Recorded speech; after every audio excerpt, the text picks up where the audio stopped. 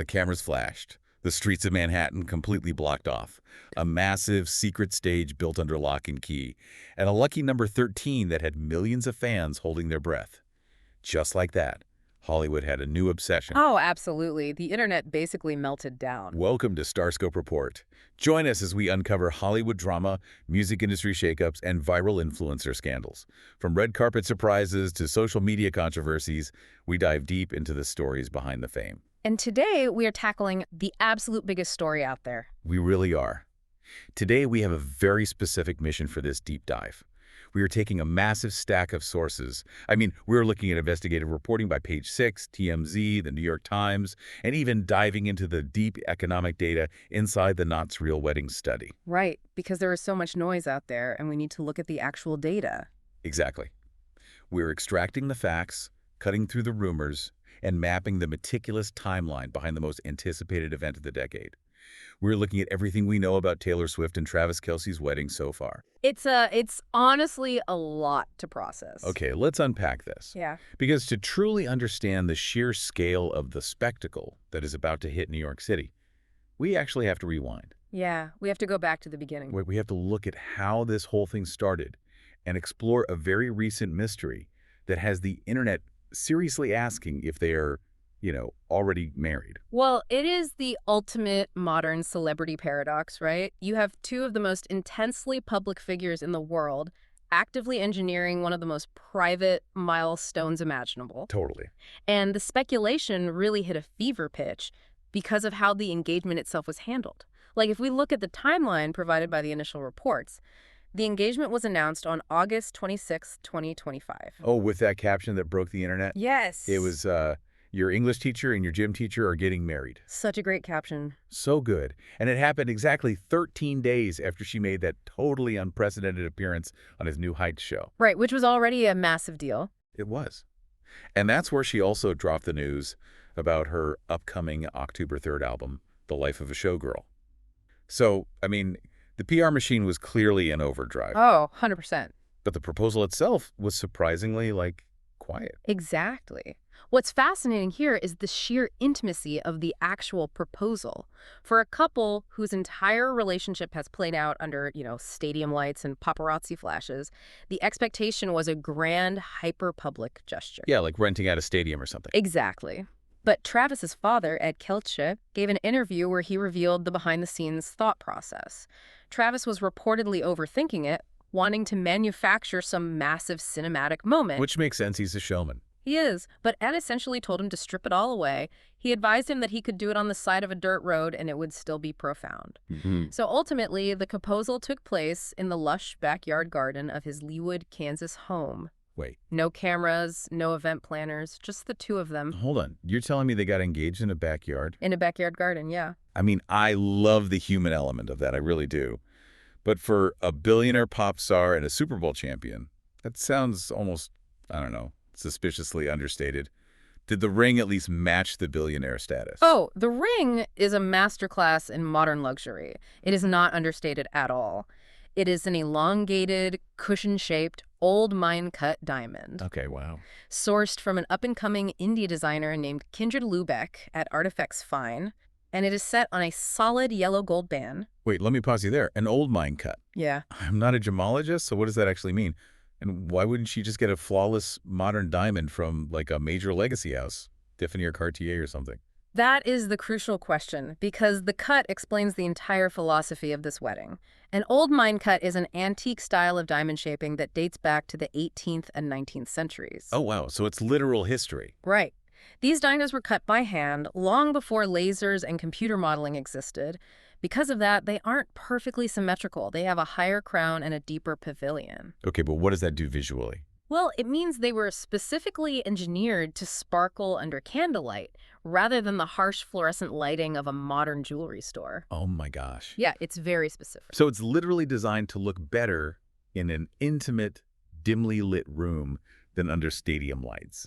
That is incredibly intentional. Precisely. And if we connect this to the bigger picture, it mirrors a massive demographic shift. Gen Z now makes up 41% of the wedding market. 41%. Yeah, it's huge. And according to the data, This generation is actively rejecting the cookie-cutter, pristine, laser-cut perfection of the early 2000s. Like the perfect halo settings everyone used to get. Exactly. They don't want a ring that looks like it came off an assembly line. They want authenticity, vintage aesthetics, and deep intentionality. The old mine cut feels historical. It feels grounded. And I'm assuming that explains the yellow gold band, too. Because for years, all you ever saw was white gold or platinum. Why the sudden shift back to yellow gold? It is entirely driven by that same desire for vintage warmth. The Knott's 2026 Real Wedding Study shows that yellow gold has seen a 140% spike in popularity over the last 5 years. 140%. It's a total rejection of the icy, perfectly polished look. Okay, so if the entire aesthetic, the backyard proposal, the antique diamond, the yellow gold, if all of that is a total rejection of hyper-produced public perfection, how does that explain what happened on June 18th? Ah, the Rhode Island situation. Right, because picture this. You're scrolling online, and paparazzi are staked out near her massive Rhode Island mansion. They capture footage on a private balcony. The famous balcony photos. Yes, we see 4 women hanging out. 3 are in matching black robes, and 1 is in a white robe. Just casually hanging out in very specific colors. Exactly. And the woman in the white robe is widely reported to be her childhood best friend, Abigail Anderson. Right. To anyone with a pulse, that looks exactly like a traditional bridal party getting ready. Visually, it absolutely screams bridal party, but it's the digital footprint left by the vendors that really ignited the fire. What do you mean? That exact same week, high-profile wedding designer Rishi Patel posted a highly emotional update on Instagram. Oh, I saw this. He wrote, "Unanimously, the answer was no. I can't wait to share what we created." Which is such a weirdly cryptic thing to say. Very cryptic. And simultaneously, Samantha Roberts, who is a PR representative who specializes in the strategic release of celebrity wedding photos, she posted that her night was a career highlight. No way. Yes. And she specifically tagged Alan Zapata, the legendary Vogue photographer who shot Serena Williams' wedding. Let me stop you right there. Yeah. Are you seriously suggesting they pulled a stealth drop on their own vows? It's like dropping a surprise double album at 2 a.m., but with their marriage. It really looks that way. That they faked out the entire world and just said, I do on a random Tuesday in Rhode Island. Yeah. Why go through all that cloak and dagger routine? Because for the ultra-famous, privacy is the ultimate luxury. According to the Knot, 53% of all proposals and a rapidly growing number of celebrity ceremonies are entirely private now. Wait, over half of all proposals? Yep. You have to understand the modern celebrity strategy. The psychological toll of sharing every single milestone with millions of people is immense. I can't even imagine. So the strategy now is often to hold a deeply private, legally binding ceremony behind heavily guarded doors. It allows them to experience the emotional weight of the moment without a camera lens in their face. Okay, so it's like an emotional insurance policy. That's a great way to put it. You secure the private memory first, so that whatever happens at the public party doesn't ruin the actual milestone. Exactly. But that brings us to a massive contradiction. If the intimate I do has already happened behind closed doors, what on earth is being planned for New York City? The big one. Because that is where things get truly massive. But wait till you hear what came next, because the logistics of this upcoming party are staggering. This is where we shift from intimacy to unprecedented spectacle. For months, the prevailing fan theory was that they would host the public reception on June 13th. Playing on her lucky number 13. Exactly. And the rumor was it would be at the Ocean House Resort in Rhode Island, right near her home. I remember seeing those rumors everywhere. There was that crazy urban legend about an anonymous billionaire trying to buy out another bride's contract at that venue for that specific weekend. Yes, that went totally viral. Honestly, I thought that was just Reddit conspiracy theories. Are you saying they actually planned a decoy event? Well, the paper trail certainly suggests it. The fireworks company that had secured local permits for an oceanic display in Rhode Island that weekend abruptly canceled everything. Just pulled out completely. They pulled their permits and relocated their entire operation. And the new target. Where? Madison Square Garden on Friday, July 3rd. Madison Square Garden. You mean the arena? An arena that holds roughly 20,000 people. For a wedding reception. I get that they are famous, but why Madison Square Garden? Why not just rent out a sprawling castle in Ireland or a private island like a normal billionaire? Because of the guest list and the sheer gravity of their social circle, when Taylor told Graham Norton she planned to invite her bubble, you have to realize that her bubble is the upper echelon of the entertainment and sports industries. Okay, fair point. We are talking about a 2-day deconstructed event. Day 1 is an intimate gathering for about 100 close family and friends. Day 2 is the Madison Square Garden takeover. A takeover of MSG. A party for anywhere from 1,000 to 2,000 elite guests, and the logistics are staggering. According to the New York Times, permits have been filed to completely close down all streets surrounding the garden from July 2nd through July 4th. Which perfectly explains why New York City Mayor Zoran Mondani had to hold a press conference about this. He had to step in. He explicitly cited security and traffic concerns because this 2,000-person mega wedding overlaps directly with the 2026 FIFA World Cup happening in the same region. It's a logistical nightmare for the city. When the mayor of New York City is stressed about your wedding traffic, you have transcended normal fame. It's an incredible flex of logistical power, but, it also reflects a macro trend in the broader wedding industry. Really? How so? According to the 2026 data, 71% of weddings now span 2 to 3 days. Oh, so it's not just a ceremony and dinner anymore. Not at all. It's welcome drinks, the main event, the after party, and the farewell brunch. Yeah. What we are witnessing is what economists call a K-shaped spending split in the wedding market. Wait, a K-shaped split? I've heard economists use that to describe wealth inequality. But what does a K-shape mean for the wedding industry? Break that down for me. Think of it exactly like the modern airline industry. The middle ground is completely disappearing. On the lower arm of the K, you have couples with tighter budgets, essentially flying basic economy. They're going ultra intimate, heavily DIY, maybe 40 guests in a local park. Makes sense. On the upper arm of the K, couples with high budgets are flying ultra first class. They're going all out, prioritizing massive, full-service venue buyouts and immersive guest entertainment above all else. So Taylor and Travis are just executing the absolute extreme tip of that upper arm. The absolute extreme. And when you say immersive guest entertainment, you aren't kidding. I was looking at a report from Parade magazine, and they have sources placing the construction of a custom stage at a warehouse in Lititz, Pennsylvania. Rock Lititz. Yes, it is literally under lock and key with roaming security guards. And this is Rock Lititz, the exact same massive production campus that built the stages for her Reputation Stadium tour and the Eras tour. The very same. Okay, I have to stop you. Building a custom stage at a tour production facility for a wedding, that's not a reception. That's the Super Bowl halftime show mixed with the Eras tour. Why go to this extreme if they value privacy? If we connect this to the bigger picture, it makes perfect logistical sense. This event is being spearheaded by celebrity planner Mark Seed. Right. When you are putting 2,000 A-listers in an arena, you cannot just set up a DJ booth on a fold-out table. I guess not. An arena has terrible natural acoustics. It requires days of venue transformation, structural rigging, custom lighting design, and massive speaker arrays designed specifically for live, stadium-level performances. It is quite literally a concert production disguised as a reception. That is just wild. If you're loving these Hollywood twists and insider secrets, make sure you're subscribed. We've got even crazier stories ahead. We really do. Because that's not even the wildest part. You really have to ask yourself, who exactly gets a golden ticket to a 2,000-person MSG wedding?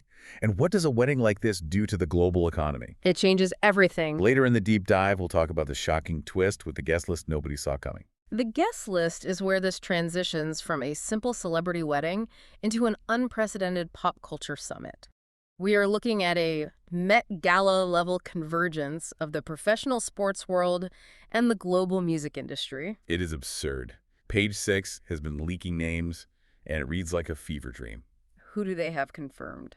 Well, on the sports side, you obviously have his Chiefs teammates like Patrick Mahomes and head coach Andy Reid. Of course. Kansas City Chiefs players are booking up nearby hotels left and right. Yeah. And you've got George Kittle from the 49ers. He actually gave this hilarious quote to Entertainment Tonight. What did he say? He said he fully expects to be blindfolded and put on a jumbo jet because they absolutely refuse to tell him any of the logistical details. Which, given the street closures and the paparazzi swarm, blindfolding the guests might actually be the most efficient way to get them into the venue securely. Right. Just throw in a Sprinter van and hope for the best. Yeah. And then on the Hollywood side, you've got Selena Gomez, Gigi Hadid, Emma Stone, Bradley Cooper. All the heavy hitters. But what I'm most obsessed with are the performance rumors. Travis confirmed to Jimmy Fallon recently that they are, quote, live music kind of people. Well, obviously. And the rumors swirling right now suggest we're going to see live performances by Stevie Nicks, Tim McGraw, and literally Paul McCartney. Wow. When Paul McCartney is stepping in as your wedding singer, that perfectly explains why you need an Eris-level stage built by Rocklidditz. Exactly. But while the music industry is focused on the stage, the fashion industry is holding its collective breath for the dress. Oh, the dress predictions are absolutely everywhere. Some fashion critics are placing heavy bets on a custom Ralph Lauren, which leans heavily into that classic, timeless Americana aesthetic that she wore for her engagement announcement. That would be beautiful. Right. Others are pointing to Vivienne Westwood, who designed her edgy Tortured Poets department tour look. Also a strong possibility. Or maybe Oscar de la Renta. Well, But honestly, given what you said about the ring, I wouldn't be surprised if she spotlights a totally unknown, up-and-coming indie designer. that would actually align perfectly with the broader economic impact of this event. We have to talk about the phenomenon of Swiftnomics. Let's get into it. We've seen how her stadium tours can quite literally alter the GDP of small countries, boosting local hotels and restaurants. But the Knot has run specific financial models on this wedding alone, and they predict it will generate a staggering $2.2 billion in net new spend for the global wedding industry. Hold on. $2.2 billion. With a B. Yes. Walk me through the actual mechanics of that. How does one single party in New York City generate $2 billion of global spending? It comes down to a massive supply chain ripple effect driven by microscopic trend setting. Microscopic. Yes, this single event will immediately dictate bridal fashion, floral design, and domestic destination trends, or domestination as the industry calls it, for the next decade. Domestination. Let me give you a mechanical example. Please do. If Vogue publishes a photo of Taylor holding a bouquet featuring a specific rare type of elongated stem orchid, brides globally will immediately demand that exact orchid. Oh, I see where this is going. Wholesale floral markets will be drained of inventory overnight. That scarcity forces local florists to raise prices on everyday arrangements just to secure the supply. Wow. So it's a literal butterfly effect. Exactly. If she serves a specific signature cocktail, distilleries see a run on that specific liquor. If she wears a specific lace pattern, textile manufacturers pivot their entire production lines to mimic it. That is wild. The $2.2 billion isn't just people copying her, it's the entire wedding supply chain forcefully adapting to the trends she sets. So imagine you are planning a wedding right now, or you are a bridesmaid for a friend next year. Even if you don't care about pop culture, you're going to feel the physical and economic impact of this July 3rd event. You absolutely will. You are going to see the market price of yellow gold fluctuate when you go ring shopping. You are going to be invited to weddings that span 3 exhausting days instead of 1 because she normalized the multi-day itinerary. And you are, without a doubt, going to be living and spending in a post-Swiftnomics wedding culture. Precisely. The influence is completely unavoidable. It sets an entirely new cultural baseline for what a celebration is supposed to look like, blending that extreme backyard personalization with massive arena-level scale. It's a complete paradigm shift. Stay tuned and hit that subscribe button so you don't miss our next deep dive into the pop culture moments shaping our world. Because as we wrap this up, we have to leave you with one final, mind-bending theory to ponder. We do. And this theory raises an incredibly important question, especially when you consider the extreme lengths they've gone to for privacy in the past and the psychological toll of that fame. Exactly. Think about all the pieces we just laid out on the table. The staggering scale of Swiftnomics, the canceled fireworks decoy in Rhode Island, the K-shaped spending trends, the $2.2 billion economic pressure, Right. and their absolute undeniable need for privacy. Right. What if this massive 2,000-person Madison Square Garden spectacle with the street closures and the custom tour stages is actually the ultimate multi-million-dollar decoy? It is the oldest trick in the magician's playbook. You make a massive, flashy movement with your left hand so that nobody looks at what your right hand is quietly doing. Right. I mean, if Taylor can secretly write and record an entire double album while actively performing on a grueling, highly public global stadium tour. Which she did. Could they be throwing the world's most lavish public distraction in New York City, while the real, intimate, deeply personal wedding happens somewhere else entirely, somewhere we aren't even looking? A fascinating thought to leave on. The cultural x-ray machine of celebrity media might just be completely broken here. Yeah. They might be showing us exactly what they want us to see, feeding the economic machine, while the truth of their relationship remains beautifully, perfectly murky. Just a little something to mull over the next time you see a headline about July 3rd. You've been listening to Starscope Report, where Jordan and Jamie uncover the story shaping Hollywood, music, and pop culture. Thanks for tuning in, and don't forget to subscribe for more stories that keep the stars shining.